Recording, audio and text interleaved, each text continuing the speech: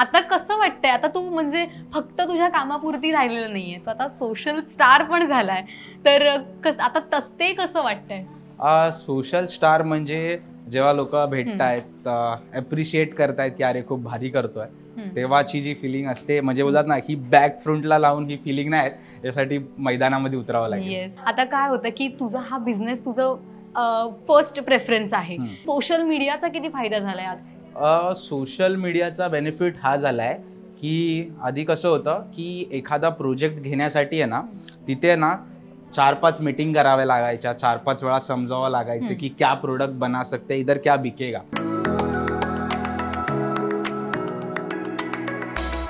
नमस्कार, मी दक्षता जोईल तुम्हा सगळ्यांचं सोशल स्टारच्या नव्या कोऱ्या भागात मनापासून स्वागत करते. मंडळी, सध्या सोशल मीडियावर रील थ्रू किंवा त्याच्या बोलण्या थ्रू त्याचा एक ऑरा आहे आणि तो ऑरा घेऊन तो जगतोय. म्हणजे मी तुम्हाला असं म्हटलं की लोकशाही पर इंटरव्यू देखना चाहते हो, आ जाओ बॉस दिखा दूंगी. सोशल स्टार कौन है जानना चाहते हो, आ जाओ बॉस दिखा दूंगी. अर्थात भावेश कावरे आज आपल्या लोकशाहीच्या सोशल स्टार या कार्यक्रमात आलाय. सगळ्यात आधी तुझं मनापासून स्वागत. थँक्यू. काय आता वाटतंय रे, आता सगळीकडे रील स्क्रोल केला की भावेश कावरेचा आवाज दिसतोय आपल्याला, काय कशी फिलिंग आहे? म्हणजे मी जेव्हा रील स्क्रोल करतोय तर हा 4थी किंवा 5वी रील सेम कंटेंटनी येते, सो हे बघून मजा येते. आणि आता तू म्हणजे आम्हाला तर तू कळलायस, म्हणजे बरेच तुझे इंटरव्ह्यू झाले आहेत आणि तू ज्या पद्धतीनं बोलतोय, तुझा जो कॉन्फिडन्स आहे तो कुठेतरी लहानपणापासून होता का? आम्हाला थोडं आधी आपण जाऊ आणि जाणून घ्यायचंय कसं होतं काय. लहानपणी असा कॉन्फिडन्स नव्हता, शाय होतो मी. ओके, बॅक बेंचर होतो, मागे बसणं, फ्रंट पेजवर कधी जाणं नाही, मागूनच जास्त करून सूत्र हलवायचो. बट आता फ्रंटमध्ये यायला भेटलंय आणि फ्रंटमध्ये ऍक्च्युअल मला जास्त आवडत आहे. येस, आता ती फिलिंग वेगळी आहे. ती फिलिंग वेगळी. अच्छा, म्हणजे कसं काय शिक्षण वगैरे कसं, म्हणजे हुशार होतास आधीपासून? नाही, असं काहीच नव्हतं. इनफॅक्ट एव्हरेजही नव्हतो, जस्ट काटावर पास बोलू शकतात. हा, त्यामुळे घरच्यांचं असं काही नव्हतं शिक बाबा काही करायचंय असं काहीच नव्हतं. घरच्यांचं एकच होतं की शाळेतून आला तर दुकानावर जा. अच्छा, म्हणजे दुकान म्हणजे तुमचं आधीपासूनच दुकानं वगैरे असं? आधीपासूनच दुकानं वगैरे आहेत, म्हणजे आजोबांनी स्टार्ट केलेलं दुकान. ओके, आणि दुकान हे आमचं 3rd जनरेशन आहे. बट रिअल इस्टेटमध्ये माझ्या पप्पांनी चालू केलेलं as a developer. As a ब्रोकरच चालू केलेलं त्यांनी आधी, पण आता ते डेव्हलपर आहेत आणि आता मी 2nd जनरेशन आहे त्याच्यामध्ये. अच्छा, पण असं कुठे नाही वाटलं का, म्हणजे की आपण काहीतरी वेगळं करूयात? कधी कधी असं असतं की डॉक्टरचा मुलगा डॉक्टर नसतो, काहीतरी वेगळं करायचंय, असं कुठे होतं काही आवडी निवडी? नाही, असं काहीच नव्हतं की आवडी निवडी. बट ही इंडस्ट्री आधीच आवडत नव्हती मला.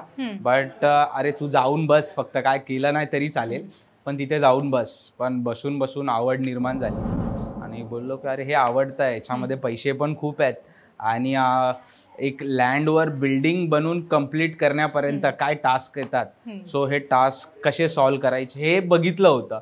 आणि हे माझ्यासाठी काय नवीन नव्हतं की जर लोकल पॉलिटिशियन येतोय किंवा एखादा लोकल गुंडा येतोय किंवा आजूबाजूच्या सोसायटीवाले त्रास देतात, तर त्यांना कसं टॅकल केलं पाहिजे आणि त्यांना आपलं काम कसं झालं पाहिजे. ॲट द एंड आपल्याला बिल्डिंग बनवायची आहे आणि बिल्डिंग बनवताना ना खूप जणांच्या पोटात दुखतं की अरे याचं काम किती फास्ट चालू आहे, याच्याकडे कुठून पैसे आले एवढे काम फास्ट करतोय. मग ते काय करतात की काही नसेल तरी ते जाऊन काय ना काहीतरी बोलतात ना, मस्ती असते त्यांच्यामध्ये. सो ही मस्ती कशी टॅकल करायची आणि ही मस्ती होऊनच नाही द्यायची. आता मी हे पूर्ण शक्यता करतोय की आपली एक साईट आहे, त्या साईटवर अशी काहीच मस्ती झाली नाही पाहिजे. आता इनफॅक्ट रेरा आलाय तर काहीच असं होत नाहीये. आधीच रेरा नंबर येतो आणि कोणी आला तर त्याला बोलतो की हे हा रेरा नंबर आहे. ओके, मला काय बोलू नको, तू रेराकडे जा आणि त्यांना सांग. अच्छा, त्यामुळे आता हे या सगळ्या गोष्टी तुला पण हे किती चॅलेंजिंग होतं रे तुला ह्या सगळ्या गोष्टी कळेपर्यंत? कारण अर्थात पप्पांचा बिझनेस असं तू म्हणतोस आणि ते तसं करायचंय का, किंवा आता मी हे कितपत मला स्वतःच्या पायावर उभं राहायचंय असं काही ठरवलं होतंस? हां, स्वतःच्या पायावर उभं राहायचं असं ठरवलं होतं.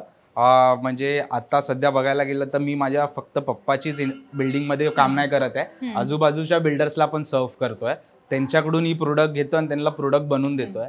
आणि इनफॅक्ट प्रत्येक लोकेशनमधून डेव्हलपर्स येत आहेत, बोलतायत की भावेश भाई जो आपने आपके डॅडी के लिए किया वो हमारे लिए भी कर दो. त्यामुळे ते एक पोचपावती म्हणू शकतो आपण. येस. आता कसं वाटतंय, आता तू म्हणजे फक्त तुझ्या कामापुरती राहिलेलं नाहीये, तू आता सोशल स्टार पण झालाय, तर आता ते कसं वाटतंय? सोशल स्टार म्हणजे जेव्हा लोक भेटतायत, अप्रिशिएट करतायत की अरे खूप भारी करतोय, तेव्हाची जी फिलिंग असते, म्हणजे बोलतात ना की बॅक फ्रंटला लावून ही फिलिंग नाही, यासाठी मैदानामध्ये उतरावं लागेल. येस, अगदीच अगदीच. पण मला एक सांग भावेश, की आता काय होतं की तुझा हा बिझनेस तुझं फर्स्ट प्रेफरन्स आहे, सोशल स्टार म्हणजे सोशली ऍक्टिव्ह असण्यापेक्षा. सो याचा किती फायदा झाला तुला, की सोशल मीडियाचा किती फायदा झाला यात? सोशल मीडियाचा बेनिफिट हा झालाय की आधी कसं होतं की एखादा प्रोजेक्ट घेण्यासाठी आहे ना, तिथे ना 4-5 मीटिंग कराव्या लागायच्या, 4-5 वेळा समजावं लागायचं की क्या प्रोडक्ट बना सकते, इधर क्या बिकेगा. बट असं नाही आहे, बल्कि आता डेव्हलपर्स बोलता है कि भावेश भाई आपका टाइम दे दो, कंसल्टिंग फी रहेगी वो भी दे देंगे, पर आप आ जाओ हमारे साइड पे. म्हणजे काम भेटायच्या आधीच काम भेटल्यासारखं आहे.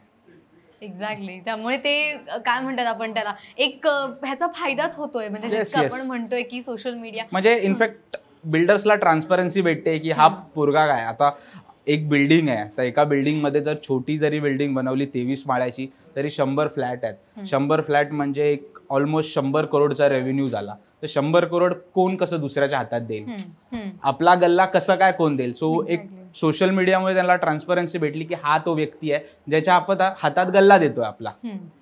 गल्ल्यावर कसं बसायचं माहिती आहे मला. Exactly.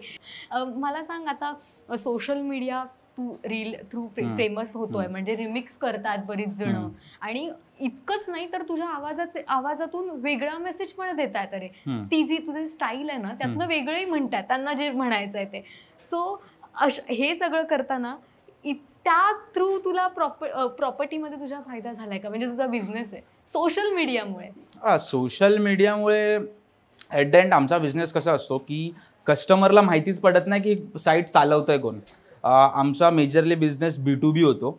Okay, because of videos कस्टमरपर्यंत पोचलो आपण. नाहीतर आपण एखादी बिल्डिंग घेतोय आणि त्या बिल्डिंग्समध्ये आपले चॅनल पार्टनर्स आहेत जे आपल्यावर काम करतायत, जे ब्रोकर्स आहेत आपल्यावर काम करतायत, आणि जो डेटा आपल्याकडे आपण एवढ्या वर्ष काम केल्या मार्केटमध्ये आपल्याला डेटा जमा असतो, तो त्या डेटावर आम्ही काम करतो. आणि त्याच्यानंतर कस्टमर्स येतात साईडवर आणि मग क्लोजिंग होते. पण कस्टमरला माहिती नसतं की हा प्रोजेक्ट भावेश कावरे चालवतोय. हे बोलतात ना, एक बिहाइंड द सीन्स वाला पूर्ण प्रोजेक्ट असतो. आणि प्रत्येक डेव्हलपरनी कोणाला ना कोणाला सेल्स करायला दिलेलं असतं. कधी स्वतः डेव्हलपर सेल्स करायला उतरत नाही, त्याचं काम बांधणं आहे, तो फक्त बांधून देतो, परमिशन्स काढून देतो, पूर्ण FSI CC वगैरे आणून देतो. आमचं काम असतं की त्या प्रोजेक्टवर सोर्सिंग मॅनेजर, क्लोजिंग मॅनेजर, परत तिकडे जेवढे पण स्टाफ आहे सगळा आमचा असतो. बट ते बोलतात की आम्ही डेव्हलपरचीच माणसं आहेत, कारण की ॲट द एंड तो पूर्ण प्रोजेक्टच आपल्याकडे असतो. सो डेव्हलपरकडे जरी कोण गेलं की आम्हाला फ्लॅट पाहिजे, तर तो बोलतो माझ्या सेल्स ऑफिसला जा, त्यांच्याशी बोलून घे. सो तो असा लेनदेन चालतं, ते एक व्यवहार असतो तो. अच्छा. पण सोशल मीडियाची कशी ओळख झाली, म्हणजे तो आधीपासूनच ऍक्टिव्ह होता, आता जसं असतोस की हे सुरू करायचं आणि आता इंस्टाग्राम इतकं मार्केटमध्ये आहे म्हणून हे सुरू झालं? नाही, कसं आहे की लोकांना ओळखता आलं पाहिजे की कुठला घोडा फास्ट धावतोय. ओके, त्यावेळेस टिकटॉक धावत होता, सो मी टिकटॉकवर सवार झालो होतो. आता हे फास्ट धावतोय म्हणून याच्यावर सवार आहे. अच्छा, त्यामुळे आता इंस्टाग्रामची ओळख. पण जेव्हा पहिल्यांदा रील व्हायरल गेला इतका, काय तुला काय वाटलं? पहिल्यांदा रील व्हायरल गेला तेव्हा इनफॅक्ट माझे रील जे व्हायरल गेले ते डीमार्ट के बाजू में असे वाले जास्त रील व्हायरल गेले. आणि त्याच्यानंतर मला क्लिक झालं की माझं ऑफिस डीमार्टच्या वरती आहे, सो मी ते एक बनवलं. आणि तेवढ्यात की एक घाटकोपरला माझी साईड आहे, त्या घाटकोपरच्या साईडवर आहे ना खाली मोठं कमर्शियल होतं की जे आम्ही सेल केलं नव्हतं. तर तिथे मोठे मोठे आउटलेट्सच आम्ही बसवणार होतो, कारण की जर छोटे छोटे गाळे करून आपण जर विकतोय तर त्या बिल्डिंगची शोभा जाते. आणि ज्या लोकांनी त्या बिल्डिंगमध्ये घेतला त्यांचे पैसे बोलतात ना अच्छे खासे बनते नाही आहे. तो आम्ही काय केलेलं की मोठे मोठे आउटलेट्सच बसवायचे आहेत. आणि इनफॅक्ट डीमार्टवालेच आले आणि डीमार्टवाल्यांनाच आम्ही ते विकलं पूर्ण. अरे बापरे. सो यामुळे आता फायदा होतोय इंस्टाग्राम आणि याच्यामुळे. मला सांग, मग घरच्यांचं काय म्हणणं होतं? आता ऑब्व्हियसली बाबा तुझे याच ह्याच्यातले आहेत, सो अरे वा, ह्याचा वापर करून तू हेही करतोयस, म्हणजे हे न्यू जनरेशनची न्यू टेक्निक आहे आपण म्हणू शकतो. सो घरच्यांची काय प्रतिक्रिया होती? घरचे बोलत होते त्यांना की माहित होत म्हणजे आहेत का इन्स्टा वगैरे ऍक्टिव्ह वगैरे हा असं काही? आहेत ना इनफॅक्ट ते टिकटॉक करत होतो तेव्हा ते ओरडत होते की काय दिवसभर फिरायचं हे, म्हणजे माझी खबर काढायची असेल माझ्या घरच्यांना तर माझं टिकटॉक अकाउंट खोलून बघायचे की हा गेला कुठे होता दिवसभर. ओके, तर जसं ते बंद झालं लॉकडाऊनमध्ये, हा. त्याच्यानंतर लॉकडाऊनमध्ये काय माहिती काय झालं आणि बोललो की नाही आपने कुछ बडा करना है, हा. तो किसी बड़ी इंडस्ट्री में घुसते है. सो इंडस्ट्री एक मोठी आपल्याकडे होतीच. सो हा पिचवर कसं खेळायचंय मला माहिती आहे. बोललो चला फ्रीली खेळूया आता याच्यावर. अच्छा, पण आधी हे सुरू नाही झालं होतं, मग तू आधी काय करत होतास एक्झॅक्टली? म्हणजे शॉपवर बसणं, छान एन्जॉय करणं, हे कशी लाईफ होती आधी?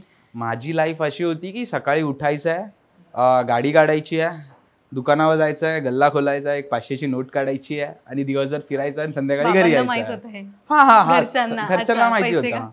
हा. घरच्यांना माहिती होतं. घरच्या हा ठीक आहे, गाडी फिरवतो, पेट्रोलला घरच्याकडूनच घेणार, हा. तेव्हा थोडी आपण कमवत हा, होतो. हा. सो चालत होतं ते. सगळे बघत असतील तुझे रील्स आणि तुझी जी स्ट्रॅटेजी आहे, तर त्यांचं काय म्हणणं आहे?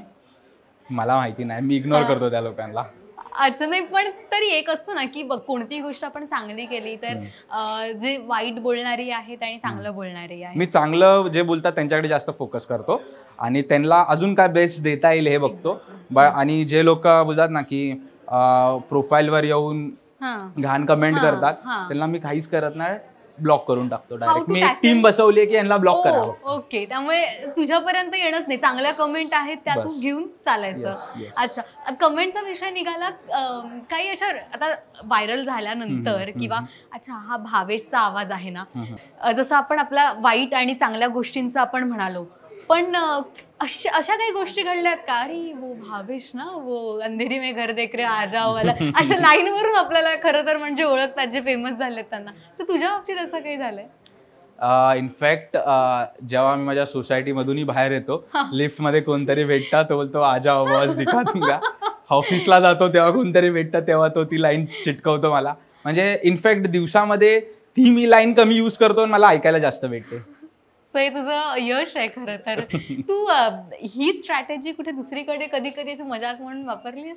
असं काही झालंय का? म्हणजे असं बोलता बोलता तुझंच हे कोणी दुसऱ्यांनी वापरलंय तुझ्याच समोर आणि काही प्रोडक्ट विकलंय, असं काही झालंय अजून? येस इनफॅक्ट भरपूरसे इन्फ्लुएन्सर जी माझी स्टाईल वापरून पेड प्रमोशन्स करतायत. ॲक्च्युली ते प्रमोशन्स माझ्याकडे येत आहेत फर्स्ट ऑफ ऑल मध्ये की, बट बोलतात ना की ते जे ऑफर करतायत त्यांच्यात मजा नाही येते मला.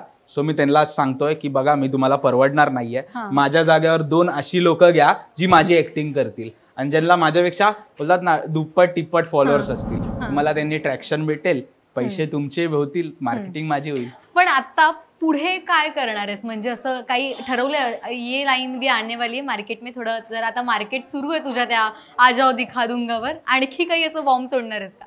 आ जाओ दिखा दूंगा आता लोकांना दाखवायचं की कुठे कुठे साईट चालू आहेत, किती वेळ बोलणार, आता दाखवायचा टाइम आहे की आता आपण डेव्हलपर्सवर टायअप करतो आणि आपण आता मुंबईमध्ये ऑपरेट करतोय, नाशिकमध्ये ऑपरेट करतो. आता आपण प्लॅन करतोय की पॅन इंडिया आपण कसं ऑपरेट करू शकतो आणि पॅन इंडिया डेव्हलपर्स आहेत आणि पॅन इंडिया कस्टमर्स आहेत, त्या दोघांना कसं मिळू शकतो. तू आता मगाशी म्हणालास बोलता की आपण एक बिहाइंड द सीन, म्हणजे आपण जसं असतं तसं तुझं खरं तर काम आहे आणि आता तू फ्रंट फुटवर खेळतोयस. म्हणजे लोकांना तुझा चेहरा, तुझा आवाज माहितीये, तुझा ते जे तू लाईन बनवलीयस ते माहितीये लोकांना. सो आत्ता काय तुला वाटतंय? म्हणजे मला एक म्हणायचंय की जबाबदारी वाढली आहे की आत्ता पुढे काही करायचंय असं काही? हा, वाढली आहे जबाबदारी, वाढली आहे की अभी कुछ बहुत बडा करना है. म्हणजे आता आपण मुंबईमध्ये सीमित नाही राहायचं आहे, आता आपल्याला दिल्ली, NCR, बँगलोर, परत जे मेजर सिटीज आहेत आम्ही पहिले तिथून चालू करणार आहेत आणि डेव्हलपर आणि कस्टमर ह्या दोघांचं जे मधलं ट्रान्झॅक्शन आहे हे सॉर्टेड कसं करता येईल हे बघणार आहे. आता कसं का आता पुढचं प्लॅनिंग इथनंच म्हणजे सोशल मीडिया आणि हे वापरून करायचं ठरवलंय का? नाही आपण एक पोर्टल घेऊन येतोय आणि त्या पोर्टलमध्ये डेव्हलपर्स, कस्टमर्स आणि जे मार्केटमध्ये काम करणार आहे या सगळ्यांना ट्रान्सपरन्सी भेटली पाहिजे. जसं मी आज एखाद्या कस्टमरला जे सर्व करतो एकदम ट्रान्सपरंट की तुम्ही माझे जे व्हिडिओ बघणार एकदम पॉइंटचं बोलतो, जास्त नाही, थोडं मुद्द्याचं बोलायचं पण कार्यक्रम झाला पाहिजे. अच्छा, सो तुझं ते एकदम माइंडमध्ये सेट आहे. पण मला एक सांग की आता हे अगदी लहानपणीचा भावेश आणि आत्ता काय चेंजेस आहेत रे, काय बदललंय? आणि आता इतकं तू काय म्हणतो त्याला, इतकं बोलता म्हणजे तुला ती स्किल कळल्यात, तुला स्ट्रॅटेजी कळली आहे, सो काय चेंज झालाय तुला, एक काय वाटतं? स्ट्रॅटेजी कळली आहे, त्या स्ट्रॅटेजीचा यूज करायचा आहे आणि खूपसं काम करायचं आहे. ओके, पण मला एक सांग, म्हणजे हे सगळं सोशल तुझं काम किंवा आता सोशल मीडियावर तू इतका ऍक्टिव्ह आहेस, तू इतकाच म्हणजे थोडा इंट्रोवर्ट आहे का आहे म्हणजे असं आता? नाही, मला शांत राहायला जास्त आवडतं.